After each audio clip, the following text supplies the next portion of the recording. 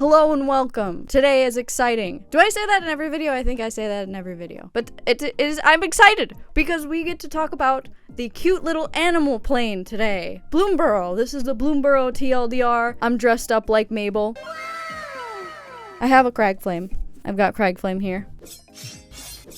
That's what Mabel does with crag flame, if you didn't know. So yeah, today, TLDR, Bloomburrow, get excited, get hype. The story for Bloomburrow, I'm gonna be really honest with you, is absolutely awesome. But it's not as crazy and drama-filled as, say, Outlaws of Thunder Junction was. If you want to know how Outlaws of Thunder Junction went, check out my TLDR on that. It was a wonderful, wild time. But we're doing something a little more chill, yet still good, Bloomburrow. So without any further ado, let's get right into Bloomburrow. Episode 1, we open up getting introduced to a character. This character is a frog folk named Helga. And Helga is really struggling in her life. She is... How do I really explain the plight of Helga? Helga used to live with her grandparents in Pondside, and her grandparents were great to her. They supported everything she wanted to do. They were very loving, very awesome, and then they died. And now she's living on her own in Pondside still, but no one has any sympathy for Helga at all. And it's not because she's like a terrible little frog and she's insufferable to be around. No, they just kind of hate her for no reason, to be honest. They view her as just lazy and good for nothing. And unfortunately, Helga has internalized that, and she does not really believe in herself at all. And that's tragic, because look at Helga. Look at this little frog girl. She can do anything, honestly. So I support Helga. I'm a Helga supporter. Helga has also struggled with keeping her focus on any one thing. She'll often start projects or hobbies and stuff like that and won't finish them or gets discouraged easily. She talks briefly about how she used to study magic, or weaving as it's called in Bloomburrow, under a certain King Glarb. What a name. King Glarb. She used to study magic under him, and then something happened that went wrong, so she doesn't do that anymore. She's back in Pondside, just kind of trying to make a living. We're not off on a very positive foot here, but there are some upsides to Helga. She does have one talent: drawing. She's an artist. She loves making her little drawings and sketches, and she also has the ability to scry. Sort of. So she calls them visions. But in general, frog folk on Bloomburrow are more magically attuned than other animal folk. So a lot of them have the natural ability to sort of scry. If you don't know what scrying is, in the real world, it's not just looking at the top card of your library, it's actually peering into the future a little bit. And when you realize that, you realize the actual magical definition of scrying and how that translates to magic. Like I said in the Taste Here video, that is a beautiful blend of the definition of this word and a game mechanic. Hats off to you, Magic the Gathering. Back to the story though. So Helga has this ability to scry, or just see visions, but it's tied into her drawings. So it's not like That's So Raven moment where she suddenly just has a vision. Does Raven see into the future? I don't remember. Maybe I got that wrong. Do I care? Not really. But she can see into the future. How she does it though is she will be sort of just drawing, doing a little sketch, and she'll kind of zone out, and then suddenly the sketch is done and it's something that, pertains to the future. That's how that happens. Okay, this is a huge tone shift, but a really good parallel that illustrates this sort of ability is in the first Evil Dead movie. Okay, when the girl is drawing the clock by the window and suddenly a breeze rolls through and her hand specifically is possessed by the demon to draw I think it was a Necronomicon, to draw that is basically what Helga can do, except it's not demon possession. But it's exactly that. And she's not conscious of it. So that's her ability. Now, there's a problem. Like I said, no one takes Helga seriously. No one treats her with the respect she deserves and the grace she deserves. And no one lifts her up. So when she has a vision, or she sketches something that tells the future, everyone's like, okay, Helga, this again? What are you trying to get sympathy for your dead grandparents? Yeah, give it a rest and get back to work, idiot. That's literally how they treat this girl. So she is having a time of it. But when we meet Helga, she's actually in the midst of having a vision. She sketches what looks like a calamity beast. Now, Helga's never actually seen a calamity beast in the flesh, but she knows what they look like from tomes in King Glarb's library. And what she draws is, it's unsettling. It's like a sunhawk, but it's more twisted, menacing. And she feels compelled to tell someone about this. And the someone she wants to tell is the augur of the village, who is also another frog folk, who also doesn't take her seriously. But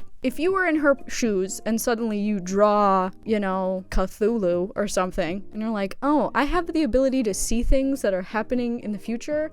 I just drew Cthulhu. I'm going to tell someone about this. I think I should maybe tell somebody about this. That might be a good idea. So that's what she does. However, on the way, crazily enough, and this came out of left field, a calamity beast attacks.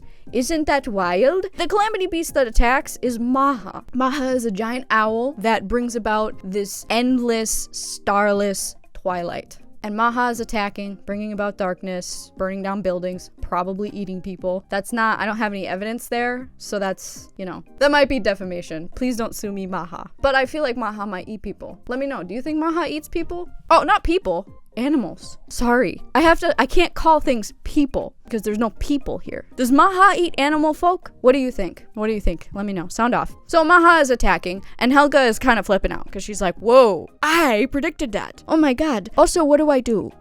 Because I can't really help anyone because I don't know a lot of magical spells because I gave up on that and I can't fight. I'm just a little frog. I'm gonna run to the next town and get some help. That's what I'm gonna do. She runs off and then we transition over to meet Mabel. Again, that is who I'm dressed as. Round of applause for this.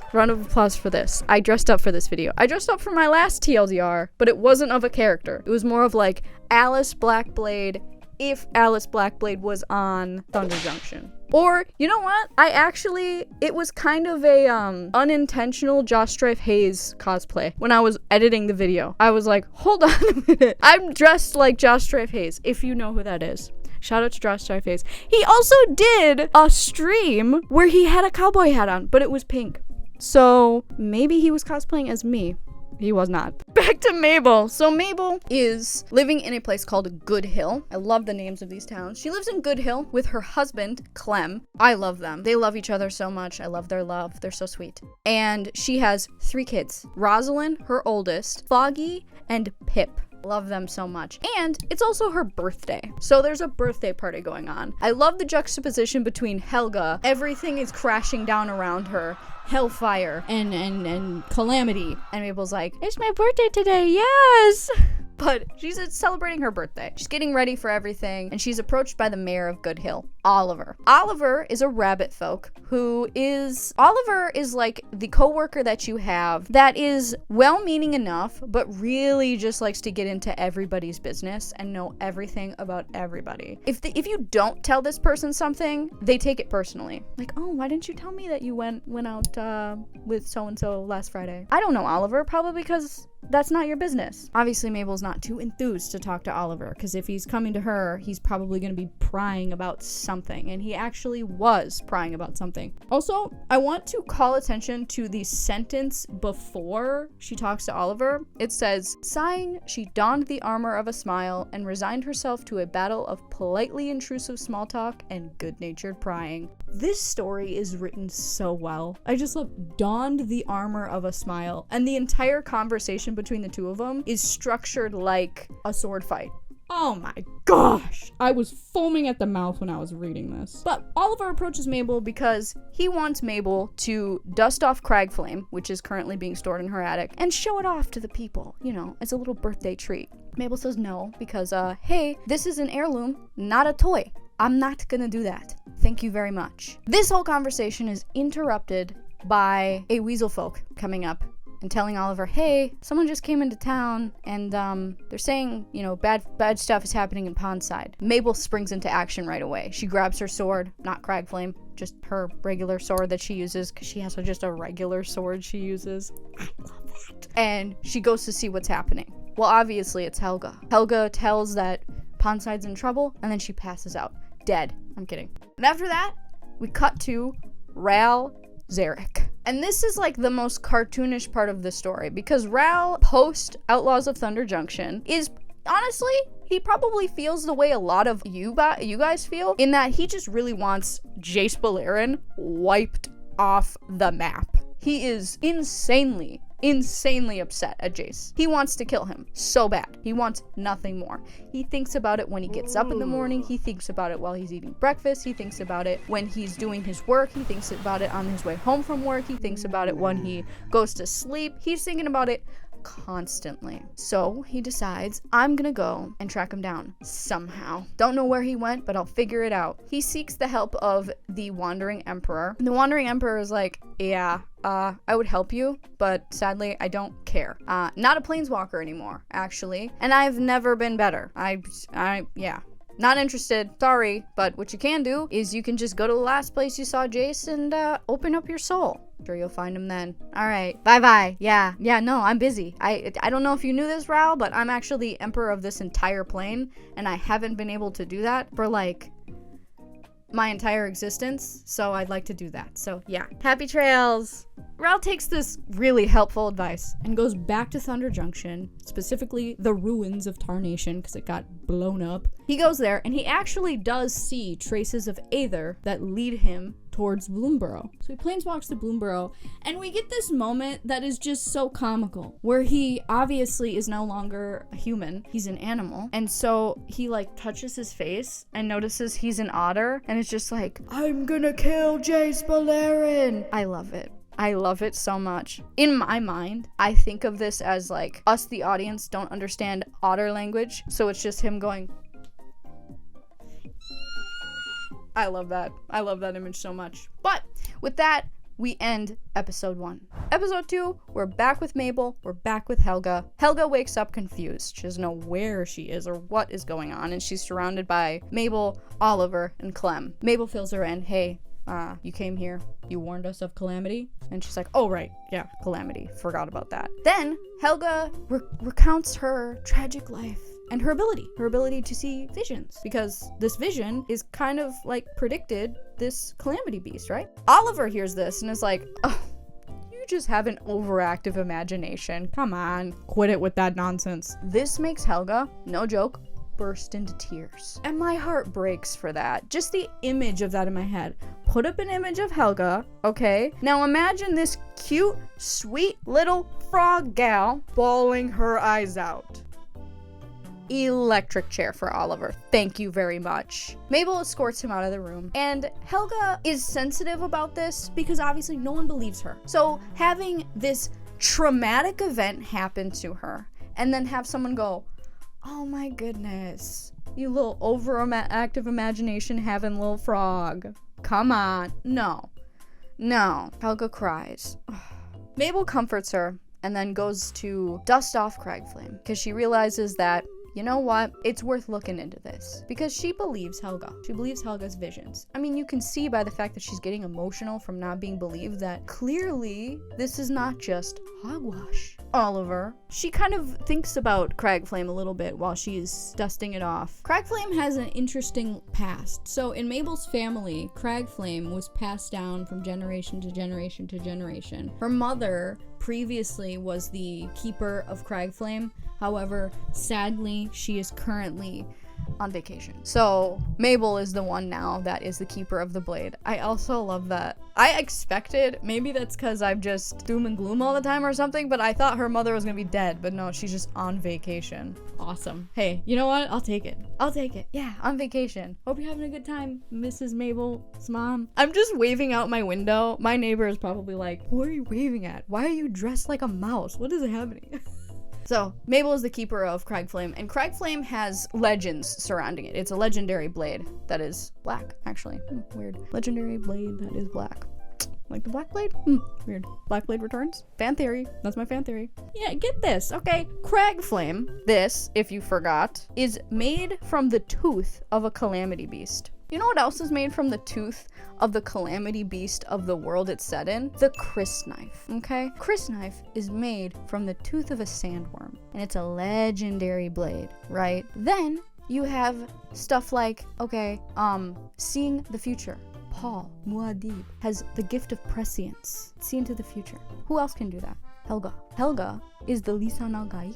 And oh, you know what else? The weasel folk that went up to Oliver, their name is Jessica. There's a Jessica in Dune as well. Maybe this entire story is just one big Dune allegory. Maybe I'm just too influenced by the fact that I'm 3 books deep into Dune and it's all I think about. But I could be onto something here. Or I could not. That's up to you to decide. Am I gonna continue to make Dune parallels throughout this video?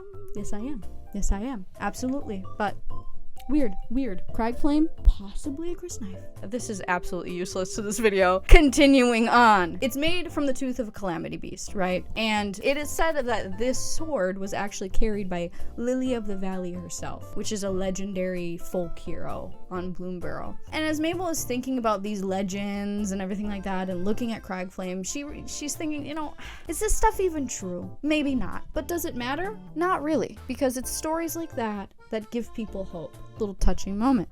She dusts it off and she goes out to the town and she's like, all right, Helga came into our little town and says that Pondside needs help. I'm gonna gather a group of people together. People? What people? That's animals. I'm gonna gather a group of folk. That's what they say. Folk. I'm gonna gather a group of folk together. Who's with me? And a party is formed. This is the lineup of the party. We got Mabel. Mabel is the Crag Flame carrier, okay? She's the legendary hero of Good Hill. Potentially legendary hero of all of Bloomburrow, all of Valley, right? That's her. Then we have Helga. Helga's obviously gonna tag along because she's the one that delivered the news. Helga, potential Lisan al-Gaib, but also she knows a couple of spells. She knows her way around Pondside. Then we have Hugs. Hugs is a badger. He is a beefcake badger. And he is bringing his friend Gev. Gev is a lizard folk. And Gev is able to do, I think, like flame magic. Those two were actually friends previously. They were in a group called the, get this, Striped Rapscallions. Awesome. Love that. They're in the group. Then we have Zoraline. Zoraline is a Batfolk cleric who is gonna play a huge role here, guys. She's gonna be doing so much. It's gonna blow your skull wide open. Stay tuned for Zoraline. And then we have the star of this little group. Phineas. Phineas is the best member, in my personal opinion. Just saying. Just like Chromium is the best Elder Dragon, and I don't want anyone on Twitter, okay, to come and tweet at me and say that Bolas is better because you're wrong. There's so many people that like Chromium. Shut up. Literally shut up, Alice. Okay, Phineas is the best member, in my opinion, because number one, first and foremost, he's a rabbit. He is rabbit folk. Yes, I'm dressed like Mabel, but in my heart, I'm dressed like Phineas. Phineas! I can't get enough of Phineas. He's so sweet, so great. He has like a bunch of sisters. He has a nice little family. He's a part of a farming family. They've all been farmers forever. He's an archer. Listen to me yap. I was in a trance for a second there. He's actually one of the best archers in Good Hill. He's so good that he's banned from the archery competition. So that should tell you something. And he wants to go along because he wants some stories to tell his future children. Round of applause for Phineas, the star here. Love Phineas. And the group forms. And we end episode 2 and we go right into episode 3. Episode 3, the group is setting off for Pondside. And as they're walking along, Phineas asks Helga to tell him about herself. Because Phineas, I think most rabbit folk are just nosy. Which is why I love rabbit folk. I'm nosy. I'm so nosy. I would be a perfect rabbit folk. I also love Peter Rabbit. We're not gonna go there though. No. That's why I love Bloomburrow though. Oh, Peter Rabbit, Bloomburrow, everyone's like Redwall.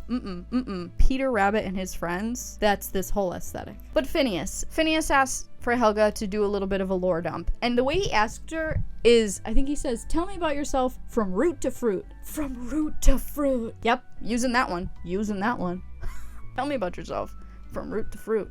So she talks about how she originally is not from Pondside. She's from a town near Three Tree City. Three Tree City is like the capital of this whole area. It's the biggest place. So she's from a place near Three Tree City, but she had to actually move away from that place because the pond that she lived by, 'cause she's a frog, dried up one summer. So they moved near the willow, and this is her whole family, like her mom, her dad, her grandparents, everything like that, because her parents are still alive. Her grandparents are not. Her grandparents did not like where they had moved to. They thought it was too crowded, right? So they moved away and Helga just followed. That's That's how that happened. So Helga explains that she did like living with her grandparents in Pondside, but she did miss the rest of her family. However, she just didn't want to continue disappointing them, which again is really sad. But Phineas offers up a cute little piece of advice. Well, not necessarily advice, just words of comfort, I suppose. And he says, "Can't please anyone. Some stems grow straight, some grow crooked, but they all taste great in a stew."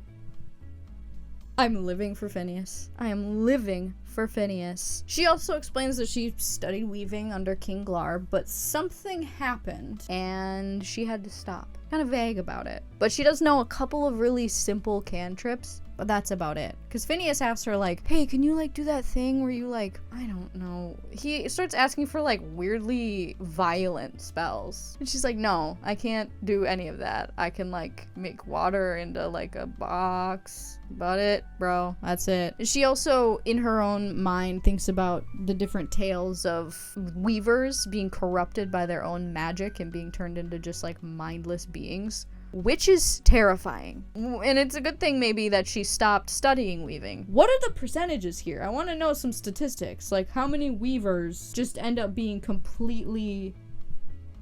Oh, you know what? Hey, okay.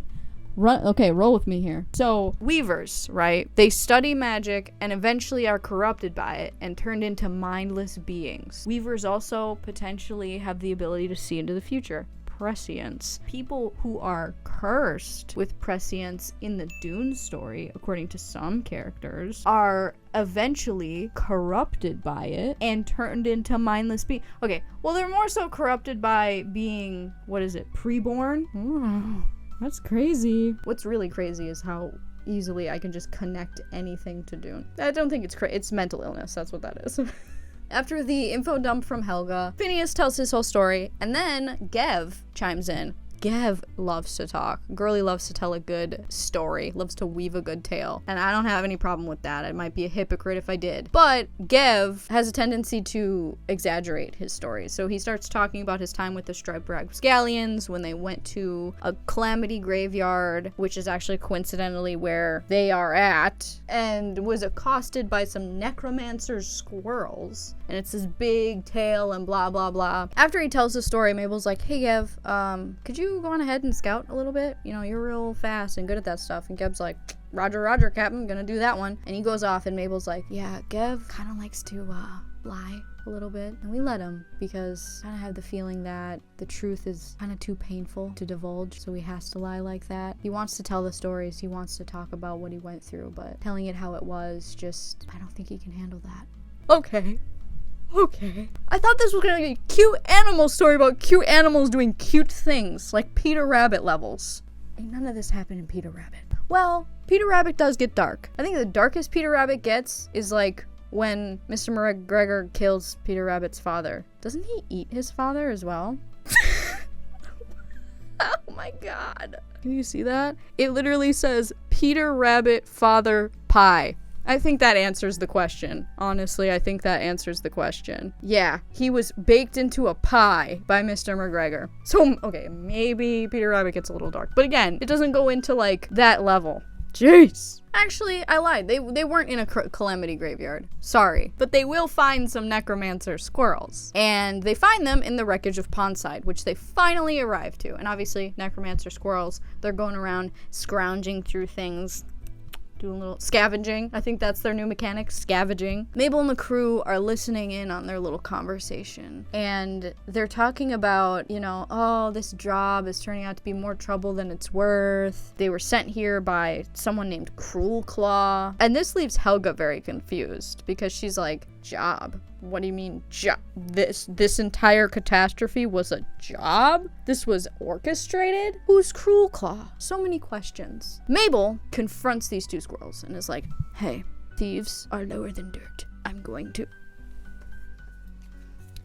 to kill you now. She doesn't say those exact words, but she confronts them and a fight breaks out. So as everybody is fighting, Helga is just sitting there like, because she doesn't know what to do. She doesn't know how to fight. Again, we've established this. She doesn't know how to do much of anything that could be useful. But she does think of something. Because she notices that among the reanimated corpses of animals. Again, this is kind of dark, but whatever. The reanimated corpses, there are some bird folk flying around. And Helga thinks, oh, I know how to make little water stairs. So she asks Mabel, she's like, hey Mabel, there's birds. And Mabel's like, I see them. They're a little too high up for me. Helga's like, no, I can make stairs. So she starts to make the stairs. But Helga, again, can't concentrate on the spell to keep it going, and it dissipates. And Mabel is sent careening down to the earth, and she dies. No, she doesn't die. So she doesn't die. She recovers from it. The group, after fighting the squirrels, comes to sort of an impasse. They're like, well, we can follow the squirrels and see where they're going. They're most likely going to go back to this Cruel Claw, or at least to somewhere that could lead us to him. Or we could potentially try and look more into where the other people of Pondside went, because they fleed. They fleed? I don't know how to speak English, I guess. They fled. Just remembered it. They fled.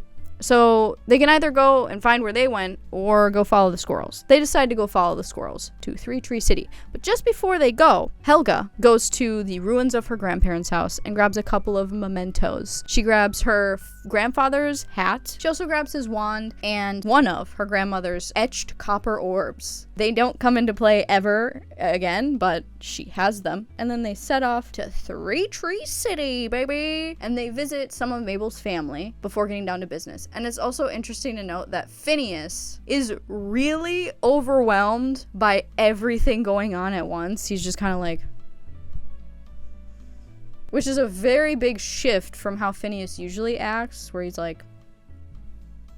I don't think he's slaying like that, but he's usually pretty jovial, friendly, confident. But when he's in a big crowd, he's kind of like, hello, same, brother, same. After visiting with family, Mabel and Phineas ask around to try and find more information about Cruel Claw. They don't have a lot of luck. Eventually, though, an old frog gets their attention and says, you know, you're the second strangers today to be asking about someone somewhere, just asking around for people. They're like, what, really? Who else is asking? There's some otter walking around with a big attitude, and he's asking for someone. I don't know. Dude's annoying, and he always slaps people with his tail, like it's his first day having one. Wonder who this is. So the old frog points him out and says that's him. It's obviously Rowzeric. Rowzeric is in the middle of trying to talk to two other otters, asking about Jace Balerion, obviously, but he is struggling. And the otters are really just giving him such a hard time, because they're like, okay, who are you looking for? And he's like, Jace Balerion. Okay, you're looking for Jace Balerion, but you don't even know what kind of animal he is? No, I don't, but he's wearing like a blue hood. Okay, a blue hood. Yeah. Like, no one in Valley or Three Tree City is wearing a blue hood. What else? Well, he's got tattoos on his face. Fur? What's a face? Well, what's a tattoo? He's got fur patterns. Does he have fur? You just said you didn't even know what animal he was. Oh my gosh, I'm sick of this. Just look at my little drawing. And he shows him a drawing. We don't see what the drawing looks like, but as soon as the otters see it, they just start bursting out laughing. So I can imagine the drawing is really just terrible. In my mind, it's like a stick figure with a blue hood on, and there's just the word kill and an arrow pointing. I love Ral here. Ral is great. But he gets nothing out of the otters, so he's like, oh, you're no help. And he turns around and just, boom, like decks the two otters with his tail. Because again, he's a human being. He's not used to having a tail attached to him. When I read this, I was thinking about that. Like, suddenly you have a giant otter tail. You're not gonna think about that. I just turn around. Like, if I need to leave, I just turn around. I don't account for the fact that I have a new appendage. Just think it's funny that he keeps slapping people with it, though, on accident. But as he's turning and walking off, he almost barrels into Helga. And she says, because she was listening to this conversation along with everybody else, she says, hey, I think I might know who you're talking about. And she holds up one of her little sketches, and it's a fox folk with the same fur markings and blue hood. And Ral is like, you're gonna help me, because yes, that is exactly what I've been looking for. You're my first lead since I got here. I'm not letting you out of my sight. And Mabel's like, yes you are. She has other things to attend to. Thank you very much. They get snippy with each other. But Helga, meanwhile, is just totally shocked by the fact that someone actually vocally is saying that they believe her visions. She's awestruck, absolutely awestruck, and good for her. She deserves to be awestruck by that. But as they're bickering, Ral and Mabel, suddenly folk just start rushing past them, saying like, oh, the water's rising. What's going on? Ah! And they look, and the water is in fact rising because they are being attacked by the Floodgar, another calamity beast. Also, just the gar in general is probably one of the most terrifying fish I've ever seen in my life. Most fish, to me, to be fair, are terrifying. I'm not a fish enjoyer. I'm not a fish hater, not a fish enjoyer, and I'm certainly not a gar enjoyer. But Ral doesn't have that reaction. Ral thinks, oh, I'm going to use lightning. No, you're not doing that. Mabel's like, are you actually brain dead? How about don't use lightning against a water creature? Because you're gonna electrocute everybody in existence. As they're fighting about this, they're swept in by the rising tide, rising current, and they're being sloshed around. And Mabel's like, okay, well, and she asked Ral, can you, like, control the tide a little bit? Like, do something? And Ral's like, control the tide? I can control storms and stuff, but not, like, water currents. And Mabel's taken aback by that because she's like, an otter folk that can't use tidal magic? This guy's weird. I just love the juxtaposition between Ral not knowing how to be an otter folk and Mabel just being confused by that. But little does she know that he was never born an otter folk. He's just suddenly become one because he's from a different world. So cool. So awesome. But they're swept away. They're swept beyond Three Tree City into an unknown area. They use Hugs as a little floaty. Which I love. This entire time, Hugs has been used as like a portable bed for Zoraline, because Zoraline's a bat folk, so she sleeps during the day and during this whole story as well. So I don't think she wakes up during this entire disaster. She's just conked out. But Zoraline and everybody else is floating away on Hugs, and they wash up in an unknown place. And they're suddenly surrounded by very aggressive rat folk, pointing spears and knives at them. And with that ends episode 3. So episode 4, we open again, rat folk still being threatening, still saying, get out, we don't want you here. And then an old rat folk comes out and says, stop, these ones aren't like the others. They're fine, let them go. Not like the others. What is he talking about? But the rat folk explains that the other intruders or people that came... People. They're not people. They're animals, Alice. Get this right. The other animals that came through here were basically like raiders. They were a part of Cruel Claw's crew, and they were just causing a bunch of trouble. So that's why everyone's on high alert. But they realize that these folks aren't like them. So he's leading them through the rat folks' like domain, lair, burrow, and they explain that this burrow they live in was carved long ago by bugs, insects. So that's kind of neat. Rat folk actually on Bloomburrow have like a special mental connection with bugs, which good for them. Not a bug fan. I'm not a fish fan. I'm not a bug fan. I am a bug hater. I'm sorry. I'm a bug hater. Not a fan of bugs. Rat folk then also explains that this colony are lore keepers. Yeah, love them already. This rat folk's name, by the way, is Coffee. Coffey.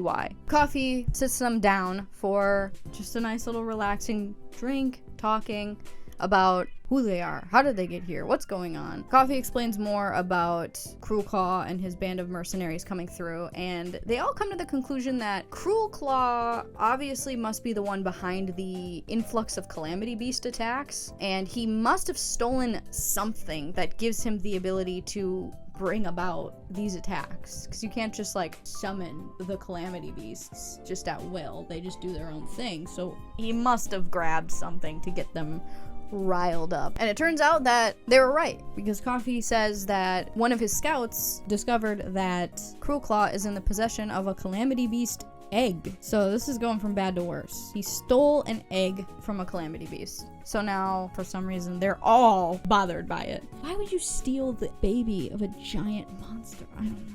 Why don't you just like cover yourself in a bunch of the little babies until you eventually become like an animal folk Calamity Beast hybrid, and then you become the God Emperor of Bloomburrow after being subjected to several days of spiced-induced trance? How many Dune references are we on now? I wonder. Too many. That's how many. But yeah, he stole a Calamity Beast egg somehow, for some reason, and they gotta put a stop to him. There's no way of life here. You can't just go to a city and and suddenly, oh, Calamity Beast, let's move on, and then, oh, Calamity Beast. No, this is not gonna fly. They have a problem because they can't just, like, you know, look up Cruel Claw. They don't know where he's at. They were just in Three Tree City trying to find him. That worked out super well. So how are they gonna find him?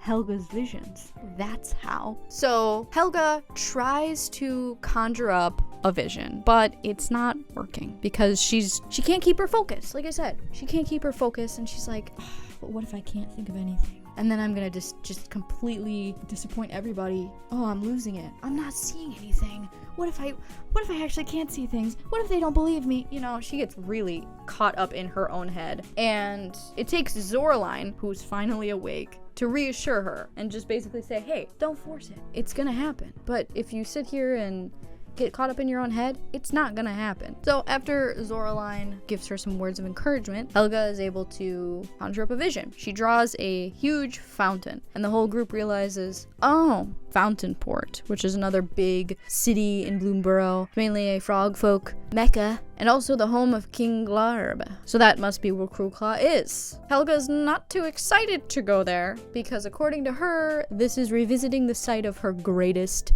failure. She's really hyping this up. Like, she did something terrible to be kicked out of Glarb's apprenticeship. Nonetheless, though, they need to go there. However, they have some bigger problems as they set off because they encounter a hawk, but not just any hawk. This is a hawk that in any other plane would be a dragon. So it is an animal-shifted dragon. That is amazing. That is really cool. Now, the group is originally gonna just sneak past it because this is a bit of an intense enemy. However, Zoraline, who this entire story basically has just been sleeping, and this is not a joke, this actually happens in the story. Zoraline sneezes herself awake and is just like, what? What's going on? And the dragon starts attacking them. Zoraline, my queen, please. Your only contributions are some advice, some mapping during the nighttime, and almost getting everybody killed by a dragon. Thank you, girlie. Really appreciate your presence here. So Ral uses his storm calling magic and lightning to basically scare off the dragon hawk. Now, Dragon Hawk is also able to conjure up storms, so they're kind of going head to head there, but Ral comes out on top, and everybody is just sitting there in awe of Ral because they've never seen magic like Ral's before, and like his gauntlet and everything. Like, Ral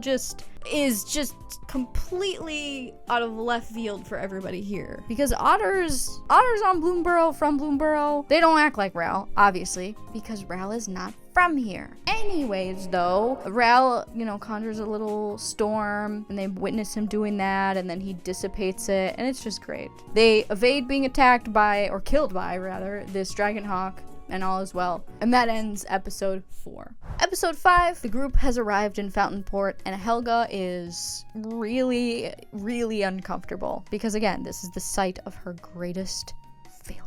And she is not excited to see King Glarb again, potentially. But they need to see him because they need to tell him about what's going on here and just get answers. So Helga says, all right, I was his apprentice. I think I can get an audience with him. And everyone's ecstatic. They're like, all right, sweet, go Helga. Love you, girlie.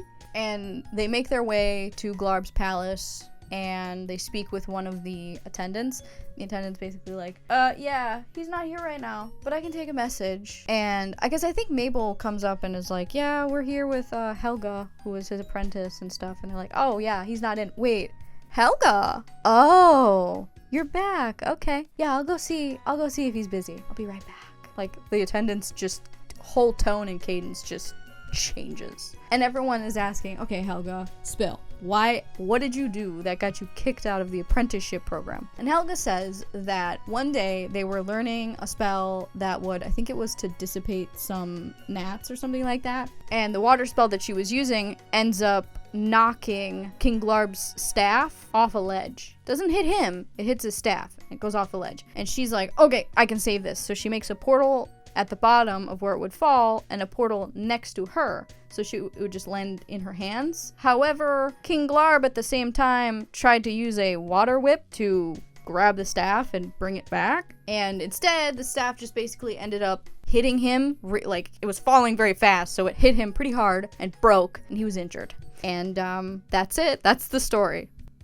Like, she was making it out like she committed like grand larceny or racketeering or something crazy. No, she just made a mistake. To be fair, she said it was something that happened often, and this was the catalyst. But again, she hyped it up like she killed his firstborn and ate it in front of him. But it was just, you know, that. All right, okay, Helga, you made a mistake, girl. We forgive you. Glarb doesn't, but everyone else does. That's all that matters. So they eventually get an audience with King Glarb, and they're trying to explain the situation, and he is really just like dismissive of everything. He's just kind of not taking it seriously. And as they're trying to explain it, Helga is just sort of like looking around the room and stuff, and she notices King Glarb glances over at like a leaf screen off to the side. Again, she's got like, I don't know, Bene Gesserit levels of reading small hints of body language. She's got that prana bindu muscle control, baby. I'm telling you, Helga is the Lisan al-Gaib. That's my fan theory. So she notices he's kind of glancing at this leaf screen, and she uses a spell to unravel it. And what do we have there but a Calamity Beast egg? King Glarb was working alongside Cruel Claw to nab this egg. And Glarb was like, okay, cat's out of the bag, sure. I nabbed the egg. So Glarb explains, yes, I have a Calamity Beast egg because I want to control the baby Calamity Beast within the egg. And I'm gonna usher in a new age for Bloomburrow. During this whole thing, Cruel Claw emerges and he's like, yes, and I am the accomplished. That's my Cruel Claw impression. I think it's pretty accurate. So Glarb is explaining, he's having his Urza moment of like, yeah, I did a thing that's clearly bad and clearly deplorable, but I think I'm smart and awesome and handsome and funny, and I see no issue with this. Glarb says none of that, but that's just the Urza mindset, you know what I mean? Glarb also goes on to talk about how, you know, Helga wouldn't understand any of this because she's just a failure, and she's clumsy, untalented, and far below him. But Helga has a mindset shift. She doesn't just take it and be like, yeah, I do kind of suck, yeah, I am the worst. She's like, you know what? I've made mistakes, and I've messed up, but my friends believe me, and that's all that matters. And that's such a beautiful moment, because Helga deserves to be happy. Little frog folk Helga. We love her. But after this, Helga finds it within herself to have the courage to actually stand up to Glarb, and a fight ensues. It's Helga v Glarb, and Mabel starts fighting Cruel Claw. And Cruel Claw literally almost kills Mabel, because Cruel Claw is a bit of a Fade Routha. And he has actually a poisoned rapier, which, if you've read through the Dune book, you would know that in the final fight, when Fade is using the Emperor Shaddam's dagger, it is in fact actually poisoned. So, a little bit of a twist of fate, because Paul Atreides, Muad'Dib, Lisan al-Gaib, did not expect this. And neither did Mabel. And luckily, just at the last second, Mabel is able to find strength within herself to overpower Cruel Claw. She likens it to almost feeling her family there with her, like rising her up. She's not gonna let her story end here, because she is going to come back to her children, to her husband. As she's finding the strength, the magic within Cragflame awakens, and it becomes, you know, from just this normal look like something like this, right, to the flaming version. And she rises up and knocks the weapon out of Cruel Claw's hand and has it land in the water.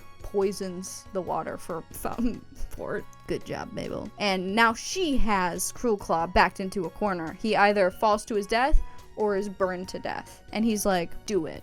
You won't. Like, he's asking for her to kill him. But she doesn't. She spares him. She tells him that it's not too late to just start being a good person. Which is awesome and everything, but like, you are wasting your energy on this little weasel man. I'm so serious. Harken back to Taysir when he decided to spare Leshrac. Then what happened? Just saying, Mabel. Just saying, you did a good thing, but like, this might come back to bite you in the tail. Then, this entire fight and everything is interrupted by the Dragon Hawk again, just going through and causing storms and not being invited. And Mabel decides to face off against the Dragon Hawk, but this is not an even fight in the slightest. Okay, so just as she's about to be killed again, this entire thing is interrupted again by Maha, the Calamity Beast from all the way in the beginning. And Maha comes through and starts going toe-to-toe with the Dragonhawk, which is such a cool visual. It's like kaiju v kaiju.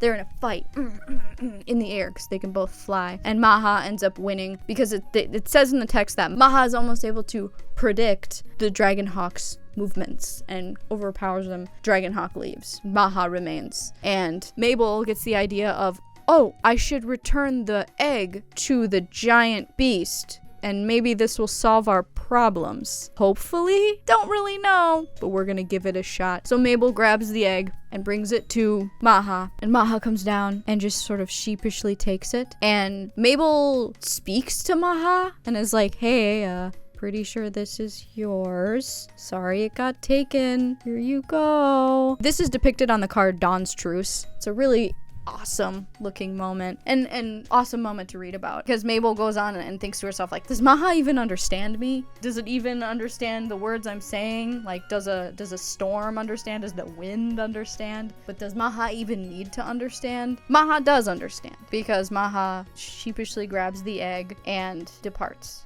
with it.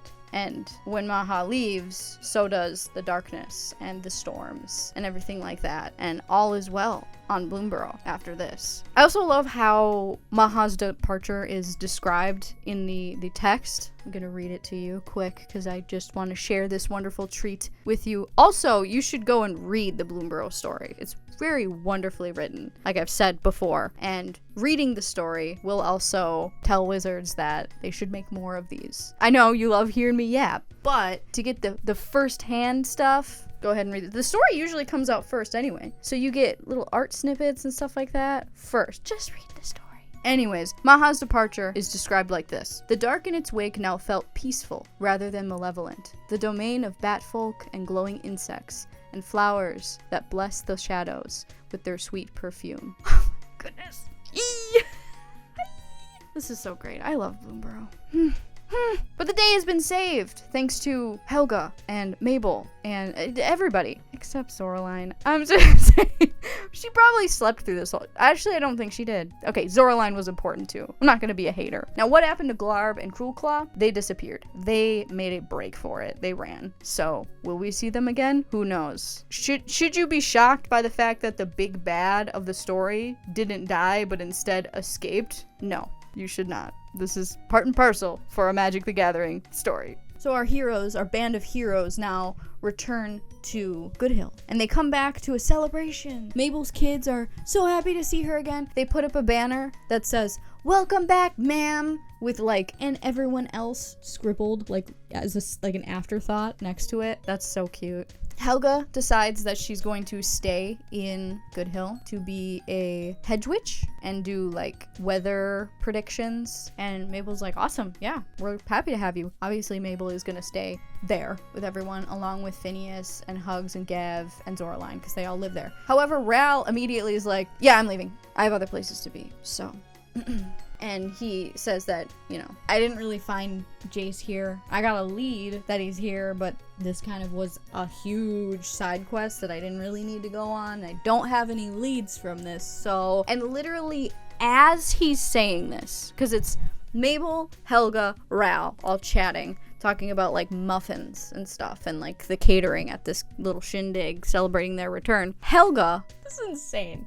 This is actually in the story, okay? You know how I was talking about Evil Dead before? Maybe it's not that far off, because Helga gasps and is like, "The kings in the dark will return," she intoned. "The blue mage will bring about the end." And then she's just like, so what kind of muffins are we having? Just gets possessed by freaking Pazuzu or something in the middle of their conversation. Yeah, muffins are great. The dark one is coming. I like blueberry.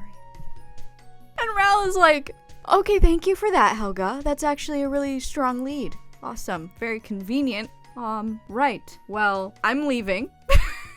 And Mabel's like, hold on. And she gives him some buttons embossed with holly leaves for him and his husband. And then he planeswalks away in front of Mabel. And Mabel's like, what the heck is going on here? And I really hope we see those little holly leaf buttons again somewhere. So yeah, that's been the Bloomburrow story. I hope you enjoyed it. I really loved it. It was a nice little calm, feel good romp through an awesome plane that, it was something that I didn't know that I needed. When I was sitting in that panel where they revealed it, I was like, yeah, cute little animal plane. Yeah, we love that. I love that. That's awesome. So hopefully we see Bloomburrow again, and it's not just like a throwaway sort of, yeah, that was cool. Anyways, this is nice. This plane and Lorwyn are two planes that I want to see more of. I know we're going back to Lorwyn, so that's going to be cool. Also, I want to say thank you for all the love and support and engagement on my Tayseer video. My gosh, that was awesome. And I know a lot of you are going back now and rewatching some of my old content and just binge watching Alice Blackblade. So thank you for that. It's crazy to see more people laughing at my jokes, I guess.